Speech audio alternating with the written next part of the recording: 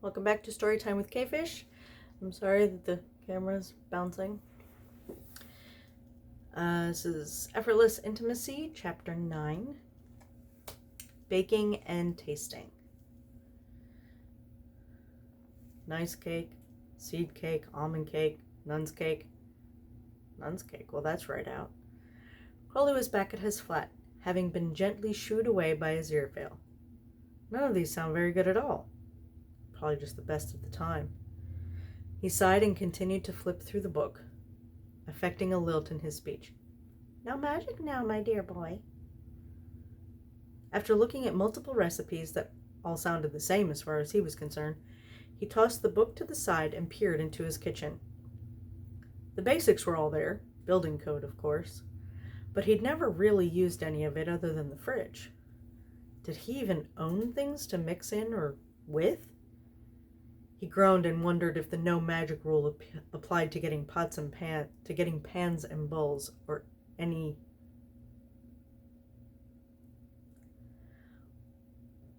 only the actual baking part. Oh, sod it, I'll work on the ingredients, but I'm not heading to C&B to find baking pans. He snapped his fingers and heard a small clanging as a cake pan, a few bowls, and a hand mixer all appeared on his counter. The demon picked up the book again, skimming through what passed for the sweeter part of the book. Why couldn't he have asked for a cream? That looks downright doable. Maybe I'll do that as well in case the cake is a disaster. Cake. Why is this a seed cake and that's a good seed cake? He finally decided on something that had a long list of ingredients, but at least he'd heard of all of them. Plum cake. Hasn't got any plums in. But I'm not the writer, so... He actually wrote his grocery list down and headed to the shops. Nearly 2 hours later, a disgruntled demon came back into the flat, carrying shopping bags. He was only slightly less disgruntled than you'd expect, because in his shopping, he stumbled on a rather helpful pepper pot who had noticed his unease and decided that he needed help immediately. He was slightly stunned when she started talking to him as though he had asked for direction, but listened once he realized she may know what she's talking about. He bought everything into his kitchen and got started. What the heaven is this? Crowley pulled his latest attempt out of the oven, looking at something that looked half burned and half raw. He marched to the bin and upturned the pan before snapping it clean. By his count, this was failure number 4. Right, this shouldn't be this hard. An oven is easier to use than a fire, for hell's sake. He pulled out a bottle of wine and poured himself a glass as he glared at the cookbook, gleefully. After indulging in half of the bottle, he decided to try something else and started a fire in the grate. All right, Eliza, one more time, yeah? Crowley measured ingredients like they were made with holy water, taking his time. He really didn't want to do this again. Once he had the paper in the pan and the batter on top, he grabbed the wine bottle and made his way to the fire. He took his time, allowing it to bake and rise. He wasn't sure it was anything to brag about, other than it didn't explode like one of his attempts. He was confident enough that it was done a while later, and brought it back to set on the counter. While it cooled, he tried the lemon cream recipe, thinking that it might go on top of the cake, or if the cake was unsalvageable, on its own. The angel had decided to keep the bookshop closed, instead simply reading most of the day. He also took a walk, giving a few subtle blessings as he traveled.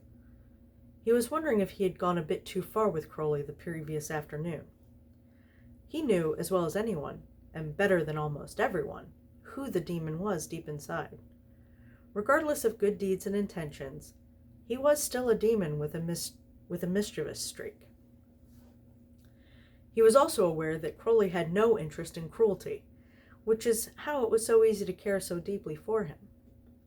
Everyone deserves a little fun, and as long as no one is damaged, well, you can't change a tiger's stripes after all. He had enjoyed helping Crowley in the past, if he were being honest with himself, and he had been better at it than he felt an angel really should have been. If he was truly uncomfortable, he would have said something, I'm sure. Aziraphale nodded, slightly embarrassed at someone who gave him a look, and he realized he was talking to himself again. He made his way back to the bookshop and let himself inside. He noted that the shop may have been locked, but it definitely wasn't as he left it. He followed the oddest scent up his stairs and into his private rooms, where he found a cake on his small table, next to a covered bowl. Aziraphale's heart sped up a bit when he realized that Crowley had taken his invitation to be comfortable anywhere he himself may be to heart. Oh, Crowley! Aziraphale had tears in his eyes as he turned to Crowley, who was lounging on the sofa.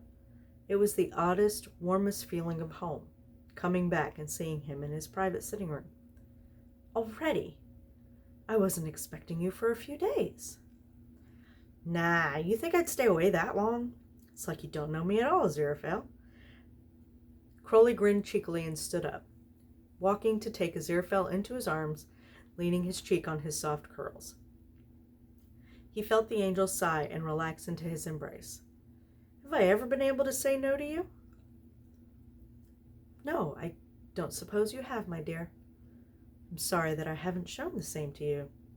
I hope I have been making up for my shortcomings, though.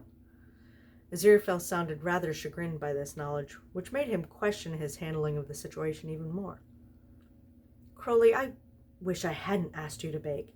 It was terribly unfair of me, and I'm sorry. Nah, it wasn't so bad, really. Crowley thought back to the third attempt, which had set his oven on fire, and chuckled.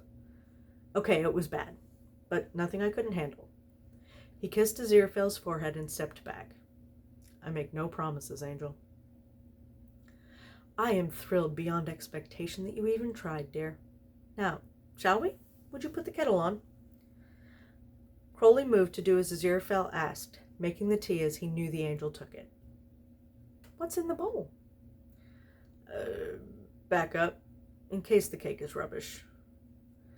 Crowley shrugged at Aziraphale's curious look, but didn't continue. Aziraphale cut the cake and took a sniff. Well, that isn't exactly how he remembered Miss Eliza's baking, but he wasn't expecting it to be. Which did you choose? Plum cake, which can't be right since there's no plums in the damn thing at all. Crowley was eyeing the cake warily as though something may happen, and was visibly relieved when Aziraphale pulled a slice out with no repercussions. The slice, which surprisingly did look like cake, was plated and offered to Crowley, who held his hands up. Nope. Thanks anyway. I had my fill going through the baking process. Aziraphale nodded with a small smile and sat down to try the cake. As he brought it into his mouth, he had a sudden feeling of dread. Not that Crowley would trick him by intentionally making the cake bad, but that it was about to be bad anyway. He chewed and swallowed, coughing a bit, and reached for his tea. When he looked up after dabbing at his mouth, he became aware of how closely and intensely he was being observed. It was the only time he could remember being unnerved by the demon's eyes. Not by the actual eyes, of course, more the look in them being directed at him. Those eyes were in a face that was very concerned now. The eyebrows turned in, the mouth screwed into a thin line. Aziraphale put his hand up and began to reassure him, but his throat was very dry still, and he began coughing, which turned into a laugh as he drained his teacup. Perhaps we should leave Miss Eliza's recipes alone in future. The angel smiled and reached for Crowley's hand. There's nothing wrong with the flavor, my dear. The currants were delightful. Perhaps proportions of the other ingredients have been perfected these days by modern bakers. Or it could very well be that I am simply taste-spoiled by the amazing concoctions I can get today. Crowley allowed Aziraphale to squeeze his hand reassuringly, even as his other arm was crossed over his chest. Nothing wrong with the bread, though? He muttered sullenly. That is a different matter entirely, and you are well aware of that. I will not allow that sort of talk from you, Crowley. As I said, this was an unfair task I gave, and I am completely confident that my demon has made the best anyone could have done with that recipe. Aziraphale was giving Crowley a level look that brooked no argument until the demon finally shrugged and relaxed, still in an ornery mood. Now, what is this other thing you've brought? Crowley's mood actually visibly lightened, and he gave the cheeky grin that Aziraphale so enjoyed seeing. This'll fix you up. Much better than the cake. He brought spoons, handed one to the angel, and uncovered the bowl, revealing a cream that looked soft and tasty. He made a gesture of welcome, inviting Aziraphale to the first taste. Aziraphale dipped his spoon. The cream was thick enough to make a small dome, but not so thick as he was anticipating it being heavy. When his spoon broke the surface, a fresh and crisp lemon scent filled the room, and his eyes opened in delighted surprise. Oh, this will be delicious. Crowley hung on the angel's expression of pleasure, watching the nuance of expressions as he rolled the cream, making sure he caught every flavor. A smile of satisfaction crossed the angel's face as he finished his spoon, and Crowley allowed himself a proud smile. Oh, Crowley, this is lovely, but you didn't need to stop anywhere to cover up for the cake. Where did you get this? I haven't seen it at our cafe around the corner. Aziraphale was already reaching for another spoon of the cream. Didn't stop anywhere, Angel. This was in that housewife book, and it looked simple enough. I knew the cake wasn't a good bet, so... He shrugged nonchalantly, as though he didn't have a brain full of glee at watching Aziraphale indulging in the bowl. Take it it's all right, then. Aziraphale was polishing off his third spoon already, and he looked up at Crowley earnestly. No, this is far more than all right. My dear, this is simply amazing. He sat back on his chair, getting a bit dewy-eyed. You made this for me. I didn't ask. Thank you. He put as much feeling and sincerity as he could into his appreciation, still feeling it to be inadequate. Yeah, well, it's worth it to me. I knew it would make my angel happy, and that makes me happy. Crowley shrugged as though he hadn't said something extraordinary. He watched a tear escape as Aziraphale calmly stood and moved the cake to a counter, the bowl of cream to the fridge, and Crowley started to become slightly concerned. Barely a breath passed before the demon's lap was overtaken by the angel, and he found himself being kissed soundly, his face being held in cool and gentle palms. You are unbelievable, Aziraphale whispered. His eyes opened, fully crying as he looked into Crowley's wide and slightly alarmed yellow eyes. How will I ever deserve your attention, my beautiful demon? He leaned in to kiss Crowley again, tenderly, allowing himself to slowly move his lips all over his face, before returning to the demon's lips, muffling the deep sounds of yearning coming from both of them. You devastate me with your charm, you utterly beautiful being. Aziraphale remained perched on Crowley's lap, touching his face, throat, and hands, his lips following his fingers as best they could. The demon's arms wound around, his hands gripping into the angel's coat. They lingered in the chair until the only light left was from the moon coming in through the window. Crowley laid his face into Aziraphale's throat, placing kisses where he could reach before simply resting his ear over Aziraphale's heart. He melted into Aziraphale's arms, humming contentedly. What demon had such an existence as he did? None, for none of them had Aziraphale.